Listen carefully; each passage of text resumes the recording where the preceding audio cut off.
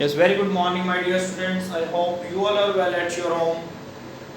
Good, beta. Well, okay, students. As you know, yesterday we had done application of second law. What was the application of the second law, and what is the effect of time on the force? So, beta, we had seen yesterday, force is inversely proportional to the time. If we will increase the time, then force will decrease. Definitely, force will decrease. And we had done some questions also, why do we use net while jumping from the height, and why fielders drawing their hands in the backward direction while catching the ball. So like this we had done some questions of this application of second law. Now this is the time to do third law of motion. तो बेटा वो time आ गया जब हमें third law पढ़ना है, that is the last law of the Newton of motion regarding motion.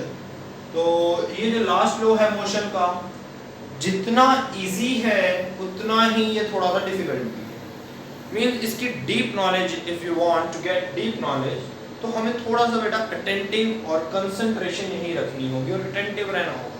तो start करने जा रहा हूँ बेटा मैं थर्ड लॉ. बहुत सिंपल है. देखो अभी सब कहेंगे ये था क्या थर्ड लॉ, लेकिन बट उसको समझना है तब मुझे बताना कि हाँ यही था थर्ड लॉ. थर्ड लॉ हर किसी को बेटा ये लॉ पता होता है, थर्ड लॉ ऑफ मोशन. आज के बाद तुम भी इस लॉ को बहुत यूज करोगे अपनी लाइफ में, क्योंकि बहुत प्रैक्टिकल है ये लॉ. उन बच्चों के लिए बहुत प्रैक्टिकल है जो पढ़ते नहीं है, जिनको थप्पड़ पड़ते हैं रोज, जिनको डंडे खाने पड़ते हैं, उनके लिए थोड़ा ज्यादा प्रैक्टिकल हो जाता है. लेकिन ऐसा कोई टाइम रहा नहीं है थप्पड़ डंडों वाला, वो हमारा टाइम था, हम खाते थे. ठीक है, आजकल का टाइम चेंज हो गया, ट्रांसफॉर्मेशन हो चुकी है. तो फिर भी इस लॉ को तो तुम प्रैक्टिकली देखोगे ही देखोगे कैसे. हम थोड़ा सा इसको फील करते थे, तुम फील थोड़े डिफरेंट वे में करोगे, बट करोगे तो जरूर. थर्ड लॉ क्या है? थर्ड लॉ कहते हैं कि ये उधार नहीं रखता अपने पास. ठीक है, तुमने अगर इसे कुछ दिया है तो उसी टाइम में तुम्हें रिटर्न दे देगा, और जितना तुमने दिया उतना ही देगा, ना तो ज्यादा देगा ना ही ये कम देगा, बिल्कुल इक्वल. बस यही है थर्ड लॉ. इसका मतलब है जैसे मान लो मैंने दीवार पे पंच किया, तो मैंने जब अगर दीवार पे फोर्स लगाया है तो मैंने दीवार को फोर्स दे दिया, तो दीवार बदले में मुझे फोर्स देगी, वो मुझे भी मारेगी. ठीक है, वो कितना मारेगी मुझे, मैं कहूँगा जितनी जोर से मैंने उसे मारा उतनी जोर से वो मुझे मारेगी. तो यही कारण है कि हमारे हाथ में दर्द होगा. मैंने इसके ऊपर पंच किया, ठीक है, मैंने जैसे ही पंच किया, मैंने अप्लाई किया फोर्स इस पे, अब मैंने इसके ऊपर फोर्स सप्लाई किया, तो ये क्या करेगा, मेरे को बदले में फोर्स ही देगा. ठीक है, जितना मैंने इसको दिया था उतना ही देगा, कुछ कम ज्यादा नहीं करेगा. सिर्फ एक चीज बदल लेगा, क्या? ये अपनी डायरेक्शन बदल लेगा. मैं इस डायरेक्शन में मारूंगा, ये मेरे को इस डायरेक्शन में मारेगा. मैं दीवार पे ऐसे मारूंगा, दीवार मेरे को ऐसे मारेगी. ठीक है, अब मैंने कहा था ना ये उन बच्चों के लिए बहुत प्रैक्टिकल लॉ है जो पढ़ते नहीं है, जिनको रोज थप्पड़ खाने हैं, डंडे खाने हैं. तो उसका क्या मतलब है बेटा, इन द केस अगर कोई टीचर तुम्हें थप्पड़ मारता है, ठीक है, वो क्या करेगा कि तुम्हारे गाल पे स्लैप करेगा. उसने तुम्हारे गाल पे फोर्स अप्लाई किया, अब तुम्हारा गाल भी कौन सा कम है, तुम्हारा गाल वापस टीचर के हाथ पे मारेगा, भी तूने मारा कैसे. ठीक है, तो दैट मींस हाथ टीचर का भी दर्द होगा जो थप्पड़ मारेगा. क्यों? Due to the third law of the motion. Third law कहता है कि हमें कोई उधार नहीं रखना. ठीक है, जितना तुमने दिया उतना लेके जाओ. ठीक है, तो देना इस डायरेक्शन में होता है तो लेना इस डायरेक्शन में होता है, ऑपोजिट हो जाती है दोनों डायरेक्शन. तो दैट मींस जितना दोगे उतना वापस मिलेगा. किसी को तुम बहुत जोर से हिट करोगे तो वो पार्ट तुम्हारा भी दर्द होगा, क्योंकि उसका जिस पार्ट पे तुमने हिट किया उसका वो पार्ट तुम्हें वापस हिट करता है. ठीक है, तो ये होता है थर्ड लॉ. बहुत सिंपल था ना समझना. देखो अभी इसकी डीप नहीं गया मैं, अभी तो मैंने बताया कि what is the third law. तो ये होता है बेटा थर्ड लॉ. इसको मैं थोड़ा सा ना साइंटिफिक लैंग्वेज में लिखता हूँ. एवरी एक्शन, जितना कोई भी एक्शन करो तुम, ठीक है, every action has equal and opposite reaction. ये साइंटिफिक लैंग्वेज है इसकी. हर एक्शन का रिएक्शन मिलेगा ही मिलेगा. तो कैसा मिलेगा, हम कहेंगे बिल्कुल इक्वल मिलेगा, जितना तुम एक्शन करोगे उतना रिएक्शन मिलेगा, लेकिन ऑपोजिट होगा. तुम्हारी डायरेक्शन देने की होगी तो उसकी तुम्हें देने की होगी. मतलब एक इधर से देगा तो दूसरा इधर से देगा. ठीक है ना. तो हर एक एक्शन का रिएक्शन मिलेगा बट इक्वल एंड ऑपोजिट मिलेगा। ओके, तो ध्यान रखेंगे बेटा, this is the third law. अब पॉइंट है कि ये जो थर्ड लॉ है, अगर मैं इसको डीपली बात करूं तो ये हमेशा पेयर में काम करता है, सिंगल काम नहीं करेगा ये कभी भी, ये पेयर में ही काम करेगा। कैसे? अब भाई अगर मैं किसी को मारूंगा या मैं किसी को हिट करूंगा, मैं किसी पे फोर्स लगाऊंगा, तो दैट मींस वो जो ऑब्जेक्ट है, वो जो पर्सन है और मैं, हम दोनों मिलकर इस लॉ को करेंगे ना। अब मैं हवा में हाथ मारता रहूंगा तो क्या होगा? नहीं होगा। क्यों? मेरा हाथ तो चल रहा है, फोर्स तो लग रहा है, बट मुझे कोई रिएक्शन नहीं मिल रहा है, बिकॉज मैंने पेयर नहीं बनाया ना, किसी ऑब्जेक्ट पे थोड़ी ना मारा है। हाँ, अगर मैं इस पे मारूं तो एक मेरा हाथ और एक ये ऑब्जेक्ट दोनों मिलके पेयर बन गए। जैसी पेयर बनेंगे एक्शन एंड रिएक्शन हो जाएगा, जिस पे तुम एक्शन करोगे वही तुम्हें रिएक्शन देगा। तो समझने वाली बात ये है कि जो थर्ड लॉ होता है वो हमेशा पेयर में काम करता है, इंडिविजुअल काम नहीं करता। हवा में तुम मारते रहोगे कुछ नहीं होगा, कोई एक्शन का रिएक्शन नहीं मिलेगा, और अगर बाय चांस उस हवा के बीच में कोई दीवार आ जाए तो हाथ टूट सकता है। तो थोड़ा सा ध्यान से इस लॉ को अप्लाई करें, ठीक है? तो बी इंटेलिजेंट, बी स्मार्ट। तो ये बेटा थर्ड लॉ था। 3 लॉज हमने कर दिए, first law, second one, third law. Third law भी तो सिंपल मैं बता रहा हूँ, थोड़ा सा इसे डीप ले जाते हैं। तुमने क्या किया, मैं तुमसे एक क्वेश्चन करता हूँ, हम बहुत इंटेलिजेंट है ना, इसलिए मैं तुमसे क्वेश्चन कर रहा हूँ कि अगर हमें प्लस माइनस आता है, मैं तुमसे पूछता हूँ बेटा, एक चीज का ध्यान रखना कि अगर तुम डायरेक्शन को चेंज करोगे, ऑपोजिट करोगे, तो तुम्हारा साइन चेंज हो जाएगा, ये ध्यान रखना पड़ेगा। अगर तुम डायरेक्शन चेंज करोगे, ऑपोजिट करोगे, तो क्या चेंज हो जाएगा बेटा? साइन चेंज हो जाएगा। तो मैं तुमसे एक मैथ का क्वेश्चन पूछता हूँ कि तुमने क्या किया, किसी पे 10 न्यूटन फोर्स लगाया, ठीक है? वो भी तुम पे कितना फोर्स लगाएगा? 10 न्यूटन, लेकिन ऑपोजिट लगाएगा तो वो उसका साइन आएगा माइनस का। ध्यान से समझना बेटा इस क्वेश्चन को जरा, कि हम ये बोल रहे हैं कि थर्ड लॉ क्या है। हम कहते हैं थर्ड लॉ पेयर में काम करता है, इट्स ओके। हम कहते हैं एवरी एक्शन की, अगर किसी ने कोई फोर्स लगाया, कुछ भी किया, तो दैट मींस मैंने, मान लो मैंने फोर्स लगाया 10 न्यूटन, ठीक है? Newton is the just unit of the force. 10 Newton मैंने फोर्स लगाया, तो वो ऑब्जेक्ट भी मेरे पे इक्वल फोर्स लगाएगा, मींस 10 न्यूटन वो भी लगाने वाला है। What is the Newton? और 10 न्यूटन, तो तुम्हारा आंसर होगा 10 न्यूटन इज मैग्नीट्यूड, ठीक है? फोर्स है ना, वेक्टर क्वांटिटी होगा, पता है ना, डायरेक्शन के बिना काम नहीं करेगा। इधर फोर्स लगाया तो वो इधर फोर्स लगा रहा है, तभी मैं कह रहा हूँ कि ऑपोजिट में साइन चेंज हो जाएंगे। यही तो वेक्टर के काम होते हैं कि वेक्टर में तुम्हें साइन के ऊपर काम करना पड़ता है, डायरेक्शंस के ऊपर काम करना पड़ता है, सिर्फ मैग्नीट्यूड से काम नहीं चल जाता। नहीं, मैं तुम्हें बार-बार समझाया है, और फोर्स का एग्जांपल मैंने बहुत लिया है कि तुम्हें क्लियर हो जाए, ठीक है ना? तो ये एक वेक्टर का काम कर रहा है। यहाँ पर देखो, मैंने यहाँ पर 10 न्यूटन फोर्स लगाया, उसने भी मेरे पे 10 न्यूटन फोर्स लगाया, लेकिन उसने ऑपोजिट लगाया। ऑपोजिट होने के कारण मैंने उसके आगे साइन बदल के लगा दिया। ये पॉजिटिव 10 न्यूटन था तो इसको नेगेटिव कर दिया, अगर ये नेगेटिव होता तो इसको मैं पॉजिटिव कर देता। ऑपोजिट का मतलब है साइन को बदल दो और फिर उन दोनों को ऐड कर दो। ऐड करके जब मैंने देखा टोटल तो 0 हो गया, मतलब मैंने उस पे फोर्स लगाया, उसने मेरे पे फोर्स लगाया, एडिशन करियो 0 हो गया। क्यों? 10 plus minus minus minus 10, 10 minus 10 0। तो ये क्या मतलब हुआ? यही तो है थर्ड लॉ की डेप्थ, कि अगर तुम किसी टेबल पे फोर्स लगा रहे हो, फॉर एग्जांपल तुमने एक टेबल को धक्का मारना है, तुमने उस टेबल पे 10 न्यूटन फोर्स लगाया, तो टेबल तुम पे भी 10 न्यूटन फोर्स लगा देगी, सिंपल। तो तुमने टेबल पे लगाया, टेबल ने तुमने लगाया, दोनों ने ऐड कर दिया अपने अपने फोर्स को, जैसे ही ऐड किया फोर्स हो गया 0। टेबल को तुम चाह कर भी धक्का नहीं मार पाओगे, क्यों? तुम्हारा फोर्स 0 आ रहा है। समझो, तुमने कार को धक्का लगाना है, ठीक है? तुमने कार को प्रेस किया, तुमने अपने पूरा जोर लगाया, 50 न्यूटन फोर्स लगा दिया तुमने कार को प्रेस करने में। गाड़ी ने ऑपोजिट फोर्स लगा दिया तुम पे 50 न्यूटन, तुम्हारा 50 इस डायरेक्शन में, गाड़ी का 50 इस डायरेक्शन में, दोनों आमने सामने कट गए, फिर क्या हो गया? 0। गाड़ी फिर नहीं हिली अपनी जगह से।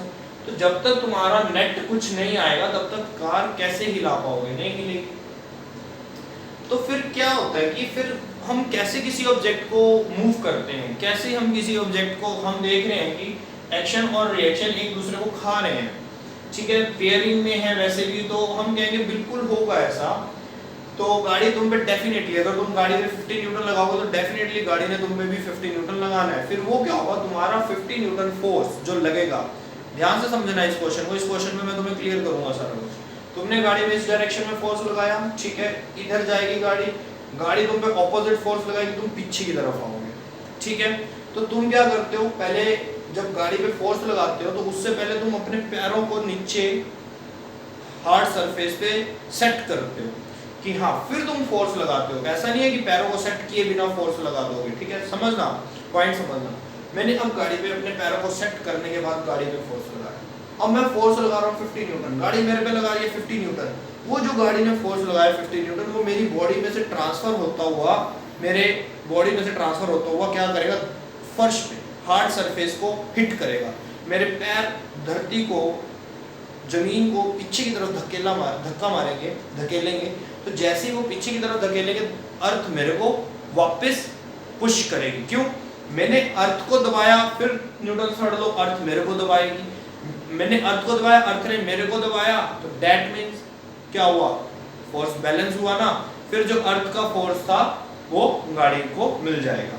तो पॉइंट को फिर से मैं क्लियर कर रहा हूँ, तो मैं एक बारी हो क्या रहा है बेसिकली। हाँ, अगर मैं अपने शरीर को हवा में रखूं, ठीक है, मैं नीचे अर्थ के साथ, हार्ड सरफेस के साथ टच ना करूं बॉडी को, और फिर धक्का लगाऊं, तो मैं धक्का नहीं लगा सकता। कुछ भी कर लो फिर तो मैं उसको फोर्स नहीं लगा पाऊंगा। मैं गाड़ी को ऐसे 50 न्यूटन लगाऊंगा, गाड़ी मेरे को पीछे करेगी, मैं हवा में पीछे चला जाऊंगा, तो दैट मींस उससे कुछ नहीं बन पाएगा। तो इसीलिए इंपॉर्टेंट है कि हमें हार्ड सरफेस पे खड़ा होना है। ऐसा भी नहीं है कि हमने पैरों के नीचे केले का छिलका रख लिया और धक्का लगाया, तब भी नहीं होगा। क्यों? तुम्हारा अर्थ के साथ कांटेक्ट खत्म हो जाएगा। अगर तुमने अर्थ के साथ अपना कांटेक्ट खत्म कर लिया तो तुम पे उल्टा फोर्स लगना शुरू हो जाएगा, क्योंकि हर ऑब्जेक्ट तुम पे उल्टा फोर्स लगाएगा ही लगाएगा। तुम किसी ऑब्जेक्ट को अगर धक्का मार के उसकी पोजीशन को चेंज करना चाहते हो, तो ये भूल जाओ कि वो ऑब्जेक्ट तुम पे फोर्स नहीं लगा रहा, वो भी लगा रहा है, ठीक है। तो तुम अपने फोर्स को कैसे स्टेबल करते हो, कहाँ जाता है उसका लगाया हुआ फोर्स? तो आंसर है, उसका लगाया हुआ फोर्स हम अर्थ की तरफ ट्रांसफर कर देते हैं, ठीक है। तो उसका जो लगाया हुआ फोर्स है किधर ट्रांसफर कर देते हैं? अर्थ की तरफ। अगर हम अर्थ से ऊपर उठ जाएंगे, अगर हमारा कांटेक्ट खत्म हो जाएगा अर्थ से, तो फिर उसका लगाया हुआ फोर्स अर्थ में ट्रांसफर नहीं होगा, वो तुम्हारी बॉडी में होगा और तुम्हारी बॉडी पीछे की तरफ आ जाएगी। समझ आ रहा है मेरा पॉइंट? तो पेयरिंग में ध्यान रखना इस चीज का कि ये पेयरिंग करता है हमेशा, ठीक है। और उसके बाद हम इसको चेक करते हैं, ठीक है। तो ये था बेटा हमारा थर्ड लॉ। तो सिंपल, तुम्हें अगर बहुत ज्यादा डीपली भी नहीं जाना है तो सिंपल तुम याद रख सकते हो, क्योंकि फिर +1 में मैं तुम्हें बहुत डीपली लेकर जाऊंगा, क्योंकि +1 में फिर से आएंगे टॉपिक्स सारे। 9th का जितने भी चैप्टर है बेटा +1 के अंदर बहुत डीप नॉलेज होती है 9th के चैप्टर्स की +1 में। 10th के जितने भी चैप्टर्स होते हैं उनकी +2 में डीप नॉलेज होती है, ठीक है। तो फिर हम इसको बहुत ही अच्छे से समझेंगे, लेकिन अभी भी मैं तुम्हें एक अच्छे लेवल पर लेकर आने की कोशिश कर रहा हूँ। तो समझने की कोशिश करो कि थर्ड लॉ क्या है। थर्ड लॉ एक ऐसा लॉ है जो पेयर में काम करता है, हर एक्शन का तुम्हें रिएक्शन देता है, इक्वल एंड ऑपोजिट देता है। ऑपोजिट का मतलब साइन को चेंज कर देना, ठीक है। तो हम हमेशा क्या कोशिश करते हैं, हम ये कोशिश करते हैं कि हमारा कांटेक्ट अर्थ के साथ रहे जब भी हम किसी चीज पे फोर्स लगा रहे हैं। क्यों? क्योंकि हमें पता है कि वो ऑब्जेक्ट हम पे उल्टा फोर्स लगाने वाला है। अगर उल्टा फोर्स लगाएगा तो उसका लगाया हुआ फोर्स हम अर्थ में ट्रांसफर कर सकें, इस चीज का हमें ध्यान रखना है। ओके स्टूडेंट्स, तो ठीक है। और बेसिकली मैं तुम्हें एक और पॉइंट बताऊंगा यहाँ पर कि जब हम ये जीरो वाली बात करते हैं तो ऐसे वो जीरो नहीं करते, ठीक है। ये जस्ट मैं तुम्हें एक समझाने की कोशिश कर रहा था, क्योंकि मुझे अपने कंसेप्ट को समझाना था, तुम्हारे तक लेकर आना था। तो जीरो कब होता है बेटा, ये भी चीज का ध्यान रखना। यहाँ पर दो बॉडीज की बात हो रही है। अब दो बॉडीज कौन कौन सी है? देखो, ये फोर्स किसने लगाया? दिस इज यू, तुमने लगाया, ठीक है, ध्यान से देखना। और ये जो फोर्स लगा, तुमने लगाया, किस पे लगाया? On car. तो ऑब्जेक्ट क्या है यहाँ पे? कार, जिस पे फोर्स लग रहा है, ठीक है। अब देखो, अब ये फोर्स क्या है? ये कार ने लगाया है ऑन यू। यहाँ पे जो ऑब्जेक्ट है जिस पे फोर्स लग रहा है वो तुम हो। दोनों केसेस में ऑब्जेक्ट बदल गया ना। जब एक ही ऑब्जेक्ट पे दो फोर्सेस लगते हैं, सिंगल ऑब्जेक्ट पे, ये ऑब्जेक्ट है 1, इस ऑब्जेक्ट पे इधर से फोर्स लगा, एक इधर से फोर्स लगा, मान लो इधर से लगा 10, इधर से लगा 10, तो अब ये कैंसिल आउट होके हो जाएंगे 0। क्यों? क्योंकि सेम ऑब्जेक्ट पे दो फोर्स लग रहे हैं। जब सेम ऑब्जेक्ट पे दो फोर्स लगेंगे तब तुम उसको देख सकते हो कि वो ऐड होकर या सब्ट्रैक्ट होकर क्या हो रहा है, ठीक है। यहाँ पर देखो, सेम ऑब्जेक्ट पे नहीं लग रहे, डीप सोचना। क्यों नहीं लग रहे सेम ऑब्जेक्ट पे? यहाँ पे तुमने फोर्स लगाया कार पे, एक फोर्स किस पे लगा? कार पे। अगर दूसरा फोर्स भी कार पे लगेगा तो कैंसिल आउट हो सकता है, लेकिन कार ने तो तुम पर लगाया, तुमने लगाया कार पे, कार ने लगाया तुम पे। तो यहाँ पर दोनों ऑब्जेक्ट डिफरेंट हैं, एक कार पे लग रहा है, ठीक है, एक तुम पे लग रहा है। हाँ, अगर कार पे दो फोर्स लगेंगे तो तुम सोचोगे ऐड सब्ट्रैक्ट करना, अगर तुम्हारे ऊपर दो फोर्सेस लगेंगे तब तुम सोचोगे ऐड और सब्ट्रैक्ट करना, ठीक है। तो ये रीजन होता है बेटा, ध्यान रखना। हाँ, उसके बाद जब ये देखना, ध्यान से देखना इस चीज को, जब गाड़ी तुम पर फोर्स लगाएगी तो तुम क्या करोगे? तुम अर्थ पे फोर्स लगाओगे, तुमने ये सारा फोर्स किस पे शिफ्ट किया? अर्थ ने। अब अर्थ ने दोबारा तुम्हारे ऊपर फोर्स लगाया, ठीक है। अब तुम देखोगे कि तुम्हारा फोर्स हो गया जीरो, तुम्हारी बॉडी पे लगने वाला फोर्स हो गया जीरो। अब मैं तुम्हें बिल्कुल हाई लेवल पे लेके आया हूँ, ठीक है। मैं थोड़ा सा इसको फिर रिपीट भी कर देता हूँ, ये बहुत हाई लेवल पे लेके गया हूँ तुम्हें, कि इस चीज को अगर समझोगे तो दैट मींस हो गया, फिर तो समझो तुम्हारा काम बहुत अच्छे लेवल पे कर जाओगे फिर थर्ड लॉ को। तो दैट मींस यहाँ पर जो फोर्स लगा है वो फोर्स किसने लगाया है? तुमने लगाया है कार पे। तो ये तुम्हें ध्यान रखना है कि कौन से ऑब्जेक्ट पे कितने फोर्स लग रहे हैं, ठीक है। एक ही ऑब्जेक्ट पे अगर दो फोर्स या दो से ज्यादा लगते हैं तब हम ऐड करते हैं, जितने सब्ट्रैक्ट होते हैं सब्ट्रैक्ट करते हैं, सेम डायरेक्शन वालों को ऐड करते हैं, ऑपोजिट डायरेक्शन वालों को सब्ट्रैक्ट कर देते हैं। जैसे ये इस डायरेक्शन में, ये इस डायरेक्शन में, तो सब्ट्रैक्ट कर देंगे, ठीक है। समझना, बात को समझना। पर ये ध्यान रखना कि एक ही ऑब्जेक्ट पे लगने चाहिए, डिफरेंट डिफरेंट ऑब्जेक्ट्स पे नहीं लगेंगे। जब एक ऑब्जेक्ट पे एक फोर्स लगेगा तो दैट मींस वहां पे तुम ऐड और सब्ट्रैक्ट नहीं कर सकते, ये चीज का ध्यान रखना, ठीक है बेटा। तो मैं इस फिनोमिना को, इस पिक्चर को एक बार तुम्हारे सामने दोबारा से क्लियर कर रहा हूं कि तुमने 10 न्यूटन फोर्स लगाया है कार पे, तो कार एक ऑब्जेक्ट है, ऑब्जेक्ट पे एक फोर्स लगा कितना? 10 न्यूटन, ठीक है, ओके। फिर गाड़ी ने तुम्हारे ऊपर फोर्स लगा दिया 10 न्यूटन का, ठीक है। तुमने क्या किया? तुम खड़े हो अर्थ के ऊपर, तुमने अपना जो 10 न्यूटन गाड़ी ने तुम पे लगाया, तुमने क्या किया? अर्थ को 10 न्यूटन फोर्स से दबाया, ठीक है। धक्का लगेगा अर्थ के ऊपर क्योंकि 10 न्यूटन गाड़ी तुम्हें पीछे धक्का मार रही है, तो तुमने क्या किया? अपने पैरों से अर्थ को दबाया। तो अर्थ को जितने न्यूटन से तुम दबाओगे अर्थ तुम्हें दबाएगी। अब यहाँ पर गेम है कि तुम पे कितने फोर्स लग रहे हैं, ध्यान से देखो। एक तो गाड़ी ने तुम पे फोर्स लगाया, ठीक है, फिर उतना ही फोर्स तुमने अर्थ पे लगाया और अर्थ ने फिर तुम पे लगाया, तो तुम पे दो बार फोर्स लगे।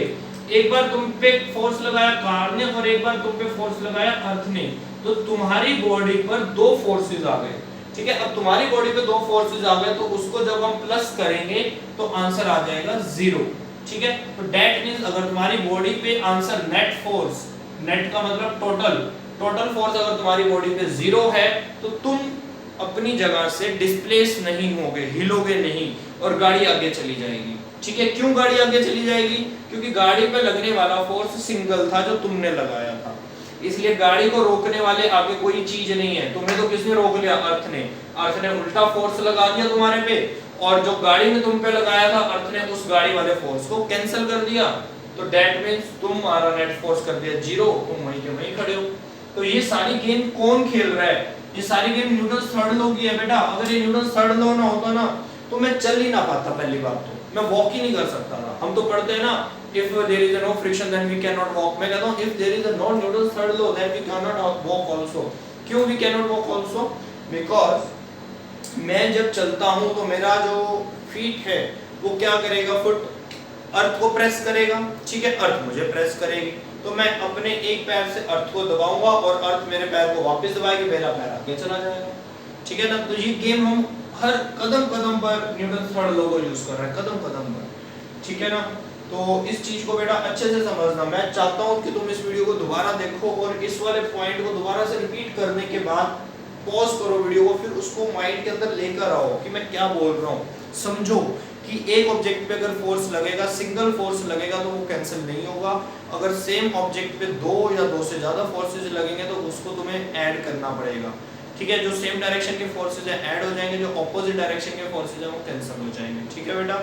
तो ऑपोजिट डायरेक्शन के फोर्सेस अगर कैंसिल हो जाते हैं और जिस ऑब्जेक्ट पे नेट फोर्स 0 हो जाता है वो ऑब्जेक्ट कभी भी मूव नहीं करता, क्योंकि किसी भी ऑब्जेक्ट को मूव करने के लिए न्यूटन का फर्स्ट लॉ कहता है कि उसका नेट फोर्स 0 नहीं होना चाहिए, उस पर एक्सटर्नल फोर्स होना चाहिए, ठीक है, एक एक्स्ट्रा फोर्स होना चाहिए।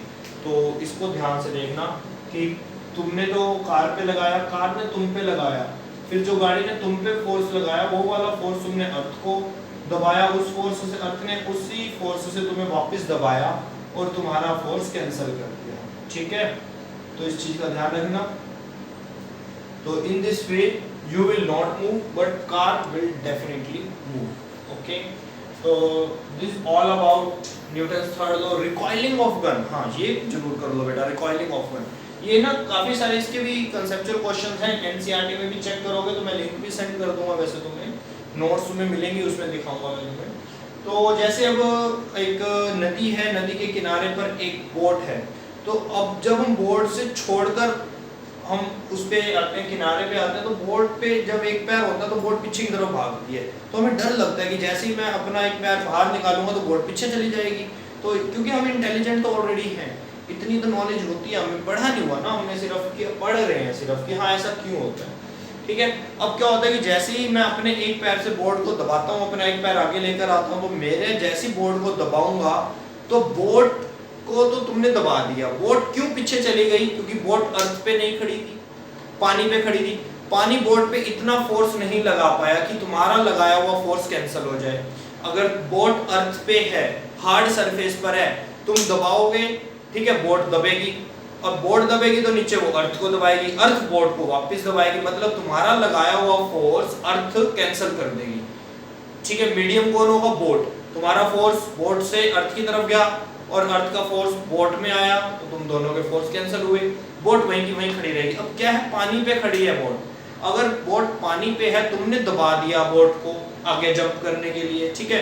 अब बोट ने पानी को दबाया, पानी में इतना फोर्स नहीं था कि वो ऑपोजिट फोर्स लगाए, होता तो है लेकिन पानी की प्रॉपर्टीज चेंज हो जाती हैं, तो बोट क्या होती है, पीछे चली जाती है, ठीक है। अगर वाटर भी उसके ऊपर ऑपोजिट फोर्स लगा के तुम्हारा फोर्स कैंसिल कर देता तो शायद बोट पीछे ना जाती। ये वाला केस है ना कि अगर तुम हवा में खड़े होकर कार को धक्का लगाओगे तो तुम्हारा फोर्स कैंसिल नहीं होगा, ठीक है, तुम्हारा फोर्स कैंसिल नहीं होगा और कार ने जो तुम पे फोर्स लगाया तुम उस फोर्स के कारण पीछे चले जाओगे, ठीक है। अगर तुम अर्थ पे खड़े हो तो अर्थ को तुम दबाओगे, अर्थ ऑपोजिट फोर्स देगी और कार वाला फोर्स कैंसिल हो जाएगा, ठीक है ना, क्योंकि कार ने तुम पे फोर्स लगाया -10 न्यूटन, तुमने अर्थ पे फोर्स लगाया 10 न्यूटन, ठीक है, अर्थ तुम पे लगाएगी -10 न्यूटन, कैंसिल आउट हो जाएगा ना, ठीक है। तो this is the way out, okay. तो रिकॉइलिंग ऑफ गन मैं तुम्हें समझाने जा रहा हूं, तो वो समझ लो बेटा एक बारी कि रिकॉइलिंग ऑफ गन का क्या मतलब है। रिकॉइलिंग ऑफ गन, जब हम किसी गन से शूट करते हैं, बुलेट चलाते हैं, तो गन पीछे की तरफ आती है। जो गन पीछे की तरफ धक्का मारती है, जैसे हम शोल्डर पे रख के गन को स्टार्ट करते हैं, ठीक है, शूट करते टाइम, तो दैट मींस क्यों हम ऐसे शोल्डर पे क्यों रखते हैं, ये भी क्वेश्चन होते हैं। तो ऐसा क्या होता है बेटा कि रिकॉइल, रिकॉइल का मतलब है वापस आना, रिकॉइलिंग ऑफ गन की गन कितनी वेलोसिटी से पीछे की तरफ आती है, क्यों आएगी पीछे की तरफ? क्योंकि बेटा हमने बुलेट को आगे फेंकना है, जब बुलेट को आगे फेंकना है तो उस पे फोर्स लगेगा, फोर्स कौन लगाएगा? गन। किस पे? बुलेट पे। भाई हमने न्यूटन का लॉ पढ़ा हुआ है, अगर बुलेट पे गन फोर्स लगा के उसे धक्का मारेगी तो बुलेट भी गन पे फोर्स लगाएगी, उधार नहीं रखेगी बुलेट भी, ठीक है। जितना गन फोर्स लगाती है बुलेट पे, उतना ही फोर्स बुलेट भी गन पर लगाती है और गन पीछे की तरफ आती है, ठीक है। गन का मास ज्यादा कर देते हैं हम, हैवी कर देते हैं, बुलेट का मास कम होता है, गन का मास हैवी होने के कारण इतनी फास्ट वेलोसिटी से गन पीछे नहीं आती जितनी फास्ट वेलोसिटी से बुलेट आगे चली जाती है। अगर उतनी ही वेलोसिटी से गन पीछे आ जाए तो वो हमारे अंदर चली जाएगी, ठीक है। तो इसीलिए हम क्या करते हैं, मास को ज्यादा कर देते हैं, क्योंकि मोमेंटम होता है m × v, तो मास अगर मैं बढ़ा दूंगा तो वेलोसिटी कम हो जाएगी, ठीक है ना। तो ये फंडा हम वहां पे लगाते हैं कि एक चीज को बढ़ा देते हैं, किसको? मास को। तो ये बेटा तुम्हें न्यूमेरिकल्स आते होते हैं रिकॉइलिंग ऑफ गन के, ये मैं तुम्हें बहुत अच्छे से क्लियर भी करूंगा। Recoiling of gun, what is the meaning of the recoiling of gun, वो मैं तुम्हें समझा रहा हूँ कि रिकॉइलिंग ऑफ गन का मतलब है कि गन का वापस आना कब? वाइल फायरिंग, जब हम फायर कर रहे होते हैं, जब बुलेट आगे जा रही होती है तो बुलेट गन को पीछे की तरफ धक्का मार के जाती है, तभी क्या होता है, गन पीछे की तरफ आती है और that is known as the, that phenomena is known as the recoiling of gun, recoil of gun, ठीक है। तो बेटा ध्यान में रखना, और हम गन का मास ज़्यादा रखते हैं पीछे से, गन बहुत हैवी बनाते हैं और उसके बाद हम उसको क्या करते हैं, अपने शोल्डर पे रख लेते हैं, ठीक है। तो इसलिए और मास बढ़ जाए, गन का सपोर्ट मिले। क्यों? अगर मोमेंटम हमारा 100 है, ठीक है। और मास अगर मैं 10 कर दूं तो वेलोसिटी 10 हो जाएगी। मैं क्या करता हूँ, मास को कर देता हूँ कितना बेटा, मान लो मैंने मास को कर दिया 100 तो वेलोसिटी हो जाएगी 1। मैं मास बहुत ज़्यादा बढ़ा देता हूँ ताकि वेलोसिटी कम से कम हो जाए पीछे आने की गली की, ठीक है। अगर मैं मास कम करूँगा तो वेलोसिटी बढ़ेगी, ध्यान रखना इस चीज़ का। क्योंकि तुम्हारा आंसर क्या आ रहा है, मान लो 100 आ रहा है, तो 100 कैसे आ रहा है, इन दोनों के प्रोडक्ट से तो आ रहा है, मास और वेलोसिटी के। अगर एक चीज बढ़ रही है तो दूसरी कम हो जाएगी, क्यों, आंसर कांस्टेंट रखना है, आंसर चेंज नहीं करना तुमने, ठीक है ना। तो इस चीज को समझना, रिकॉइलिंग ऑफ गन। हाँ, जब न्यूमेरिकल आएंगे तो इसकी ट्रिक्स बताऊंगा तुम्हें, ठीक है। तो ठीक है बेटा, आज के लिए बस इतना ही करेंगे। थर्ड न्यूटन का थर्ड लॉ किया, इसे समझे आज हमने। तो इसके कुछ क्वेश्चन हैं जो तुम्हें आज मिलेंगे, तो उन क्वेश्चंस को बेटा अच्छे से करना, कंसेप्चुअल क्वेश्चंस को पढ़ना। और कल बेटा बहुत इंपॉर्टेंट क्लास होने जा रही है। वैसे कल मेरे को टेस्ट लेना था बट अभी मैं कर नहीं पाया कवर अप। तो कल की जो क्लास है वो हमारी डेरिवेशन से रिलेटेड क्लास है, तो कल मोस्ट इंपॉर्टेंट डेरिवेशन करेंगे। तो समझते हैं फिर वो क्या डेरिवेशन है, कैसे करनी है। तो ठीक है बेटा, तब तक के लिए take care and have a nice day.